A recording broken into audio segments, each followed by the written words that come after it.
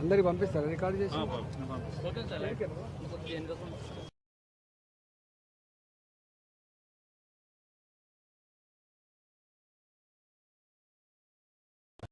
ప్రగతి నగర్ కమాన్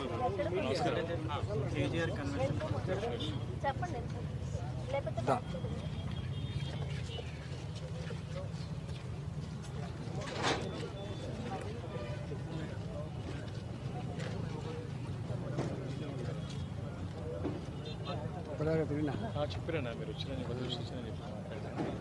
కానీ రాని బాబు మనోడు రానే తీసుకో అందరు బాబు. నేను చెప్పిన తర్వాత నువ్వు చెప్పి ఎందుకంటే చూసాను కాబట్టి మీరు సరిపోతాను ఒక సరిపోతాను. సార్ ఈ ఘటనను ఎట్లా చూస్తారు సార్? పూర్తి స్థాయిలో దగ్ధమైన షాపులు. ప్రగతి నగర్ బాచ్పల్లి రోడ్లో పల్నాడు, నర్సరావుపేట, గుంటూరు లాంటి ప్రాంతాల నుంచి 18 ఏళ్ల క్రితం 20 ఏళ్ల క్రితం అక్కడ ఉపాధి లేక కనిపించిన అమ్మా నాన్న అక్కడనే వదిలిపెట్టి చిన్న పిల్లలు వేసుకొని బతుకుదేరు కోసం వచ్చారు. ఇక్కడ ఈ ప్రాంతంలో పేదవాళ్లకు కావలసిన వస్తువులు పెద్ద పెద్ద షాపులు కాకుండా పేదవాళ్ళకు సంబంధించిన వస్తువులు ఇక్కడ కిటికీలు కావచ్చు, మంచాలు కావచ్చు, దర్వాలు కావచ్చు, సోఫా సెట్లు కావచ్చు, బెడ్లు కావచ్చు. ఒక్క మాటలో చెప్పాలంటే పేదవాళ్ళ పర్చేసింగ్ అడ్డా ఇది. ఇక్కడ ఒక్కొక్క షాపులో 30 లక్షలు 40 లక్షల సామాన్ మెల్లమెల్లగా డెవలప్ చేసుకొని జీవనం కొనసాగిస్తున్న కుటుంబాలు ఇక్కడ. ఇక్కడే షాపు, ఇక్కడే వాళ్ళ వెనుక ఇల్లు. ఆ ఓనర్కి, భూమి యజమానికి ఇంతంత రెంట్ ఇచ్చి పిల్లలతో సహా బతుకుతున్నటువంటి పేదవాళ్ళు వీళ్ళు. రాత్రి ట్రాన్స్ఫార్మర్ దగ్గర షార్ట్ సర్క్యూట్ అయి ట్రాన్స్ఫార్మర్ నుంచి వచ్చేటువంటి లైన్ వైర్ తెగిపడి అవి ఈ గుడిసెల మీద, ఈ రేకుల షెడ్ల మీద పడడం వల్ల మొత్తం దగ్ధమైపోయింది. వాళ్ళు దాచుకున్న డబ్బులు పోయినాయి, వాళ్ళు దాచుకున్న బంగారం పోయింది. వచ్చింది తప్ప ఒక్క రూపాయి వస్తువు కూడా మిగలలేదు. ఫైర్ ఇంజన్లు వచ్చినాయి, అనేక రకాల ప్రయత్నం చేసినప్పటికి కూడా కళ్ళ ముందే 15 ఏళ్ళుగా 20 ఏళ్ళుగా కష్టపడి సంపాదించుకున్నదంతా కూడా ఇవాళ బుగ్గిపాలైపోయింది, మంటల పాలైపోయినాయి. దీని మీద గౌరవ శాసనసభ్యులు వివేకానంద గారు, నేను ఇక్కడ పరిశీలించడం జరిగింది. వారితో పాటుగా మా లోకల్ కార్పొరేటర్ విజయలక్ష్మి సుబ్బారావు గారు కూడా ఇక్కడికి వచ్చినాం, మా నాటూరు వచ్చినాం. తప్పకుండా దీని మీద ఇక్కడ హృదయ విదారకంగా ఉంది. వాళ్ళని చూస్తూ ఉంటే వాళ్ళ మెడల మీద తులం బంగారం కూడా లేదు, కట్టుబట్టలతో బయటకు వచ్చింది. కనీసం ఈ పూటకు తిండి కూడా లేదు వాళ్ళకి. ఇంత దీనావస్థ కాబట్టి 20 ఏళ్ళగా సంపాదించుకున్న సంపాదన అంతా కూడా బుగ్గిపాలైంది. కాబట్టి కొంత మానవతా కోణంలో స్పందించమని చెప్పి వాళ్ళు కోరుతూ ఉన్నారు. తప్పకుండా నేను కానీ, ఎమ్మెల్యే గారు కానీ, కలెక్టర్ గారితో మాట్లాడతాం. రెవెన్యూ మిగతా వాళ్ళతో కూడా మాట్లాడి వాళ్ళకి ఏదన్నా కొంచెమన్నా కొంత వెసులుబాటు కల్పించాల్సిన బాధ్యత ఉంది.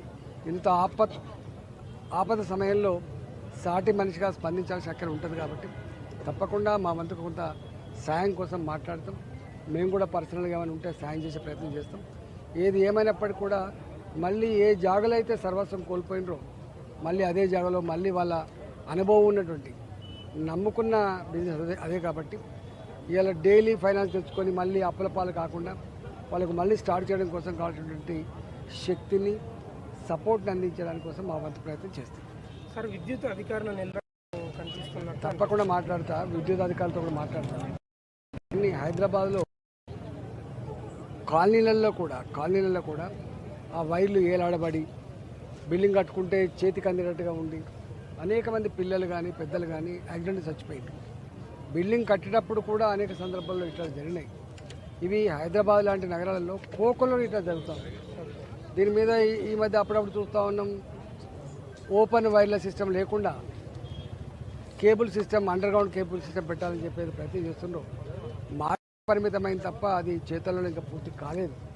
ఏది ఏమైనప్పటికీ హైదరాబాద్ నగరంలో అనేక దరఖాస్తులు వస్తూ ఉంటాయి, ఎమ్మెల్యేలకు కానీ మాకు కానీ వస్తూ ఉంటాయి.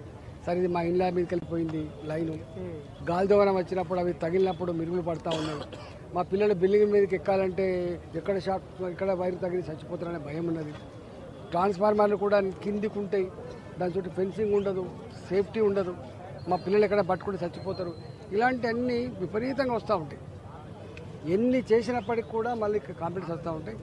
కరెంట్ అధికారులతో కూడా ఎస్పీడీసీఎల్ అధికారులు మరి వాళ్ళు ఏం చేస్తారు? గతంలో కూడా వైర్లు కింద పడ్డాయని చెప్తున్నారు సార్. కనుక్కున్నాం వాళ్ళకి వాళ్ళే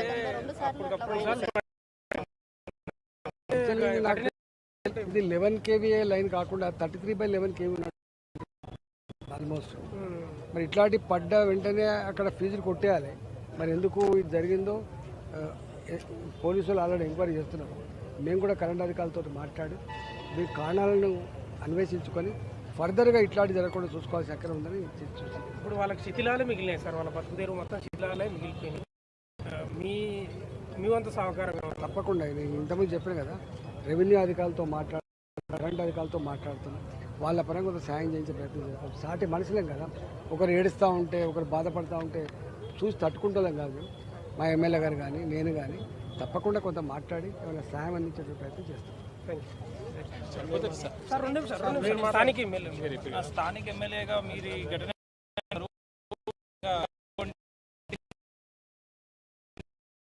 మరి గత చాలా సంవత్సరాలుగా ఇక్కడ పేదలు